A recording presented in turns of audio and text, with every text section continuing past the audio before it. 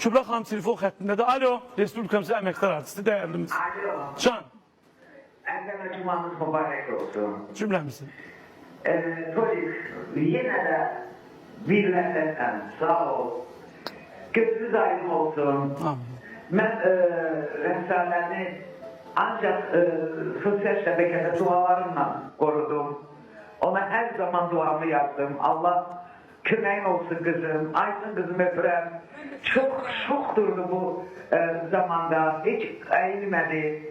Öz işini devam elədi. Sana dualar eləyən Sara, Zəhra, Gəncədə, sənin ilk günlərində, əsaslı günlərində sənə rastlayılan mənim nəvələrim göz aydınlığı verir. Qurban olarım. İnan Allaha, rəqsanə elə belə gəlməyib. O dırnaqlar necə qalıb bilmirəm, dırnağımla cıra gəlib bu yerə. Kızım, çok şükür. Bütün sen sevenleri tebrik edirəm ki, bu günler sen buradasan. Polis sen de öpürəm. Can, Çok güzel minnətdaram. insansan Polis. Kübra xanım, çox sağ olun, çox minnətdaram. Mən sizi bilirsiniz, dünyalar qədər sevirəm. Sizin nəvələrinizi öpürəm, bağrıma basıram. Sizin elə zənginiz mənim üçün milyonlar deməkdir. Çox sağ olun ki, mənə dəstək olursunuz. Çox minnətdaram. Öpürəm sizi. Ben oranın ne demek olduğunu neçə il yaşamışam. Öpürəm səni kızım.